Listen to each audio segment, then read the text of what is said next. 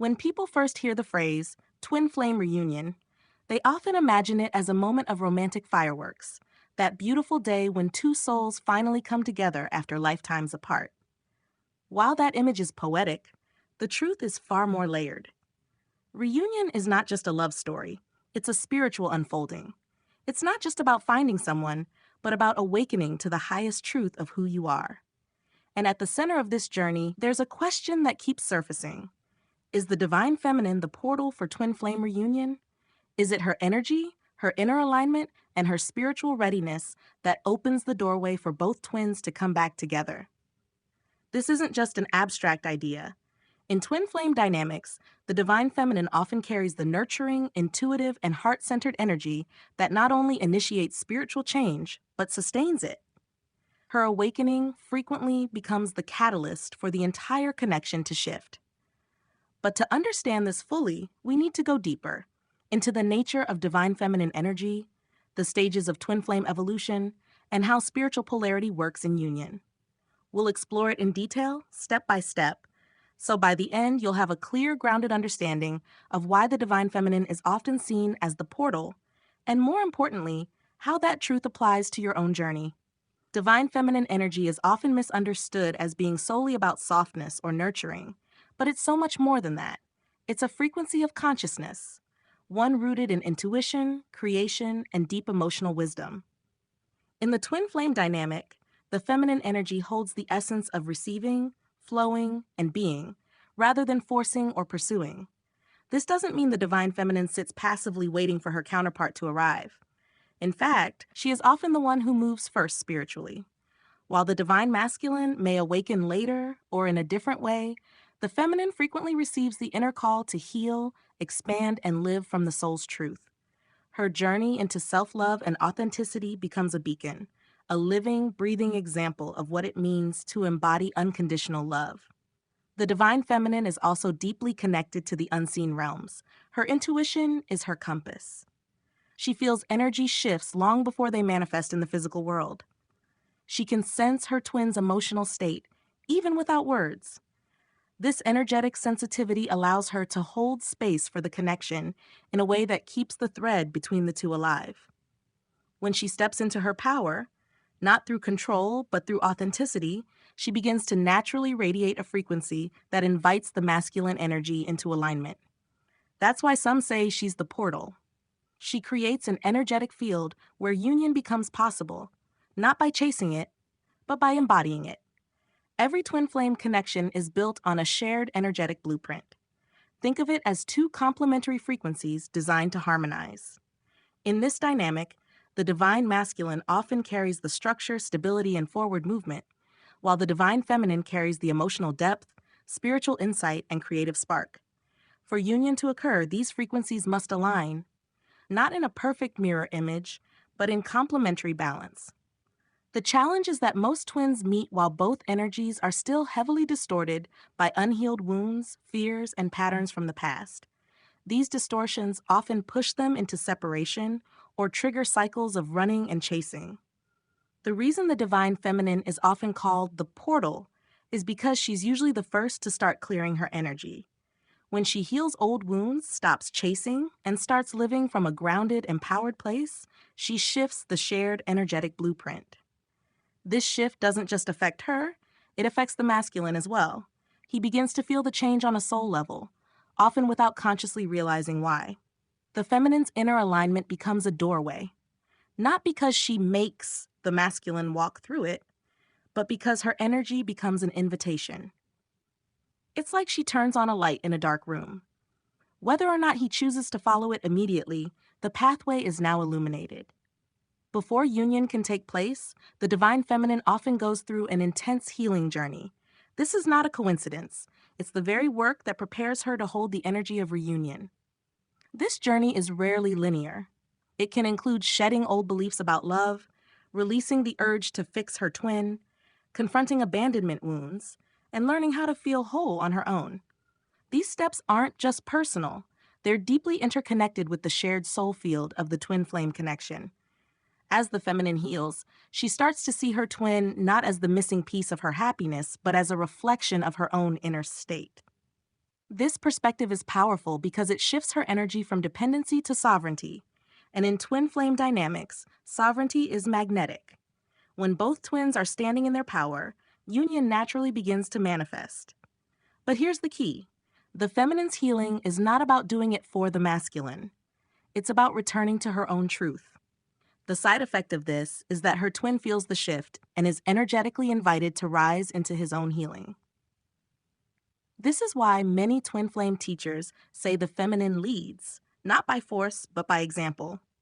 It's not always the case, but in many twin flame stories, the divine feminine is the first to awaken to the spiritual nature of the connection. There's a reason for this. Feminine energy is naturally attuned to the unseen. She's more likely to notice synchronicities, to sense the pull of soul recognition, and to dive into the emotional depths required for transformation. Masculine energy, on the other hand, is often more focused on the physical and practical aspects of life. While this grounding is essential, it can delay his conscious recognition of the spiritual bond. He might feel the connection deeply, but without the same immediate awareness of its sacred nature. When the feminine awakens first, she becomes the keeper of the connection's spiritual flame. Her role is not to drag her twin into awakening, but to stabilize her own energy so that when he does awaken, there's a steady foundation for reunion. This often means resisting the urge to over-explain or convince him, and instead trusting that the soul bond will do the guiding. Her early awakening also gives her time to grow into the version of herself who can handle the intensity of union. If both twins awakened at the exact same time without this preparation, the emotional and energetic overwhelm could be too much to sustain. One of the most powerful ways to understand the feminine as the portal is to see her as the energetic bridge between the spiritual and physical realms of the connection. She receives guidance, visions, and intuitive nudges from higher dimensions, and she also lives in the physical world, where she can ground that guidance into action. This bridging role is not about control, it's about integration. Without the feminine's ability to translate spiritual insight into grounded reality, the connection could remain a beautiful dream without ever taking form. Her presence as the bridge allows the masculine to feel safe enough to step into the emotional and spiritual side of the bond without feeling lost. Being the bridge also means holding a space of compassion and understanding during times of separation. She doesn't shut the door in anger, but she also doesn't let herself be drained. Instead, she maintains her boundaries while keeping the energy field of love intact. This balanced stance creates the conditions for the masculine to eventually walk toward her without fear or pressure. When the divine feminine truly embodies her energy, she becomes magnetic. This is not about outer beauty or physical attraction. It's about the frequency she emits when she's aligned with her soul. She's confident without arrogance, open without desperation, loving without losing herself. In this state, she naturally draws her twin toward her, not because she's trying to, but because the soul recognizes the vibration of home. This magnetism is the opposite of chasing. Chasing comes from fear and lack, while magnetism comes from fullness and trust. Embodied feminine energy also creates a ripple effect in the masculine's life. Without her saying a word, he may start feeling the urge to make changes, leaving behind toxic patterns, seeking deeper meaning, or confronting his own fears. This is the invisible pull of the shared soul blueprint in action. But magnetism is not a game or a trick. It's the organic result of living authentically, loving yourself, and trusting the journey. The more the feminine leans into this embodiment, the more she becomes the living portal her twin can step through when he's ready.